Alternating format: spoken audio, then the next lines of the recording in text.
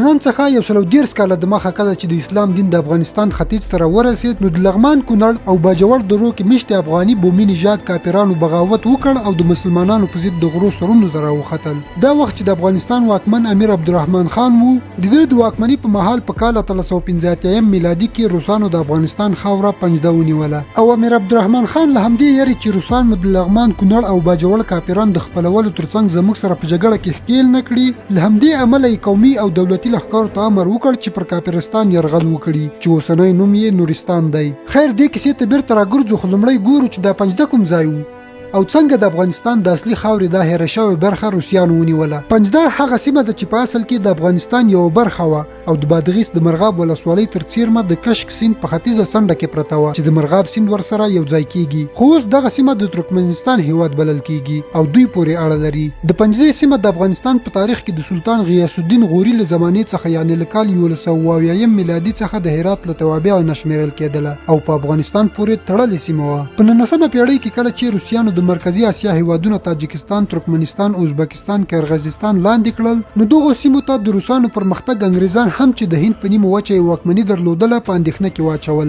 روسیانو د مرکزي اسیا هیوادونو نیولو ترڅنګ په 1340 میلادي کې د ترکمنستان مروه او سرخس سیمې هم ونیولې. نو افغانانو ته د روسي ځواکونو دې چټکو یرغلونو سخته یره پیدا کړه چې د هرات سربیره د افغانستان په نورو برخو یرغل ونه کړي او دغه سیمې لاندې نه کړي. په همدې موخه د امیر عبدالرحمن خان په مشرۍ افغانانو دا ادعا وکړه چې مروه او پنجده د افغانانو د خاورې یوه برخه ده او باید روسان له هغو ځایونو څخه ووځي. په داسې حال کې چې امیر عبدالرحمن خان ته انګریزانو هم د روسیانو خلاف د هر ډول همکاري ویلي وو، هماغه و چې د افغانستان واکمن امیر عبدالرحمن خان د جنرال غوث الدین خان په مشرۍ 1000 تنه سرتیري د پنجدې سیمې ته ورولېږل. خو لکه څنګه چې موږ د تاریخ په اوږدو کې په پردیو تکیه کړې، هماغسې په تش میدان پریښي یو او راڅخه تښتېدلي دي.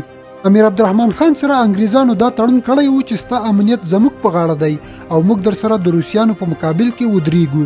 له بل پلوه روسیانو افغان جنګیالیو ته 4 ساعته وخت ورکړ چې له پنجدې څخه ووځي، خو افغانانو د روسیانو دا اختر ونه مانه.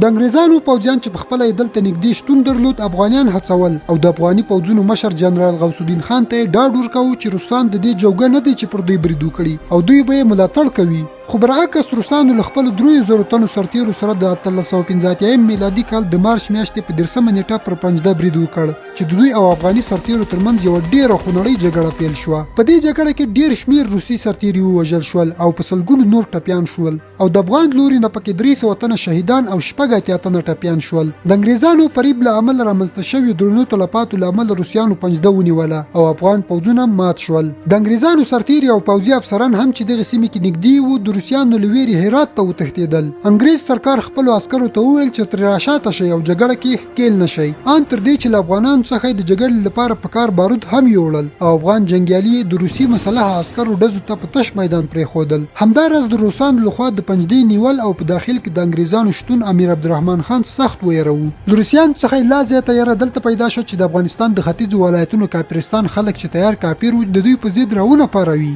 بلخوا انګریزان په دې هڅه کوي چې د اوسني نورستان یعنی کافرستان په شمول د خوا او شاسیمو کافرانو ته د عیسویت دین تبلیغ ونه کړي او عیسویان یې نه کړي. همدا لامل و چې د امیر عبدالرحمن خان په امر د 1395 میلادي کال په ژمي کې د هرې خوا قومي او دولتي لښکر د غلام حیدر څرخي په مشرتوب په کافرستان یرغل وکړ. خو په نورستان کې تر ټولو سخت خلک کیلا شو چې په وامه ولسوالۍ کې اوسېږي. دوی په هیڅ صورت اسلام نه مانه، خو د امیر عبدالرحمن خان په امر تر سختو مسلسلو بریدونو اړ کړل چې د کافرستان ډېر خلک مسلمان کړي. خو کلاشیانو سخت مقاومت وکړ چې ځینې سختدریځ د اسلام نه منلو له امله د باجوړ له لارې چترال ته وتښتېدل او ځینې مسلمان شول او ډېر یې تسلیم شول. په دوی کې د رمګل کافران هم تر سختو او مسلسلو جنګونو وروسته تیار سو چې اسلام او دولت ومني. همدارنګه په نورستانیانو کې په کوپر باندې تر ټولو کلک ولاړ خلک د کټار خلک وو چې یو کلی د ننګرهار په کامه ولسوالۍ کې دی او بل کلی د کونړ په وټپور ولسوالۍ کې. د امیر عبدالرحمن خان عسکرو ورسره ډېرې جګړې وکړې. د کټار خلک په مسلمانېدو کې د امیر عبدالرحمن خان عسکرو لخوا خورا ډېر ژوبل شول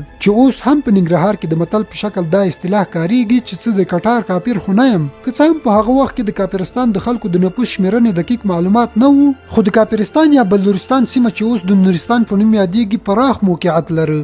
په دې لرغوني کافرستان کې ګلګت، بالستان، چترال، واخان، پامیر، نورستان، لغمان، کونړ، کاپیسا حتی د ننګرهار ولایت کاما، بهسود، خیوه او همدارنګه د بدخشان ولایت جنوبي برخه هم په کافرستان کې شامله وه. خو د وخت په تیریدو سره بلوچستانیانو ډېرې سیمې له لاسه ورکړې او د دوی ډېرې سیمې الکوزیو، میمندو، صافیانو، سالارزیو، وردګو، یوسفزیو او نورو قامونو ونیولې. د اسلام په منلو سره دې خلکو وکولی شول چې خپل هویت وساتي. د نورستان خلکو په هر کلي کې بېله ژبه ویل کېږي چې دا هم د نورستان د خلکو ترمنځ یو خلا رامنځته کوي. یو له بل سره ابهام او تفهیم په محلي ژبه نشي کولی. دوی اړ دي چې په خپلو کې سره په پښتو یا دري ژبه خبرې وکړي. شاید اختر دکتسی سنی منجی اتفاقی اتحاد اتفاق مش منجی وزران ازی پرمر جاشوندو باسون است واره ولی جدیسی تقاضا بنزی همینجا شاید 205 شنسته.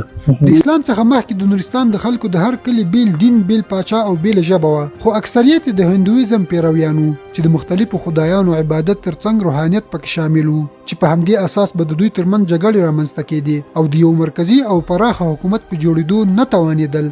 زه په نورستان په شګر په قريه کې د پرک کلی په سر باندې ولاړم. هغه ځای کې چې ملا شامیر اولین اذان وړاندې کو، د اسلام اذان، او ډېر خلکو دا فکر کوي چې دا کم خر دی رمباړي وي، دا واضح کو نعوذ بالله، یعنی خلک دلته کافر وو.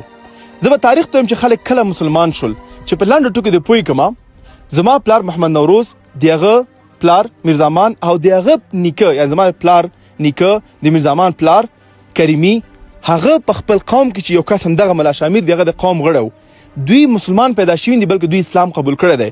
دا د امیر عبدالرحمن خان په وخت کې دا دلته قبیله راغله، یعنی عسکر راغلل او دلته اسلام خپور کو. خو د همدې قبیلې بله ډله د ډیورنډ کرښې په هغه غاړه د چترال په سیمه کې دي چې تر ننه د کالاش په نوم شهرت لري.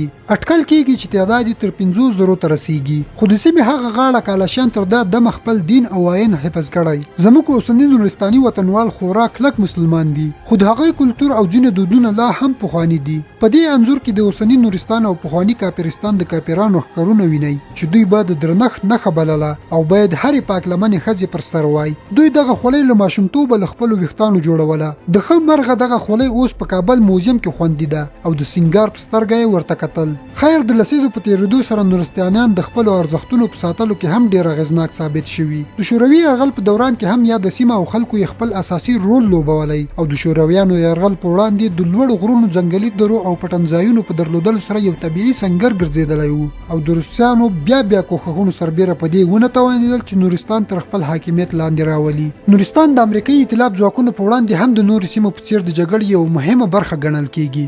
په داسې حال کې چې د جګړو په دې لسیزو کې نورستانیان ته ګڼ ځاني او مالي زیانونه هم اوښتي، خو دښمن ته یې هم د ګڼو عملیاتو او د سیمه ییزو تکتیکونو په واسطه درانه تلفات اړولي. خو له بده مرغه د حکومتونو د بدلېدلو سربیره د لسیزو په تېرېدو سره تر اوسه دا ولایت کوم منظم سړک او پخه لار نه لري او خلک یې د تېرو جګړو له امله له ډېرو ستونزو سره مخ دي. دا په داسې حال کې چې د دې ولایت طبیعي ښکلا او شنو غرونو او منظرو د ټولو افغانانو پام ځان ته اړولی دی. نو دا وه د نن ورځې موضوع. که مو ویډیو تر دې ځایه کتلې وي مننه او تر بلې ویډیو مو په خدای سپارم.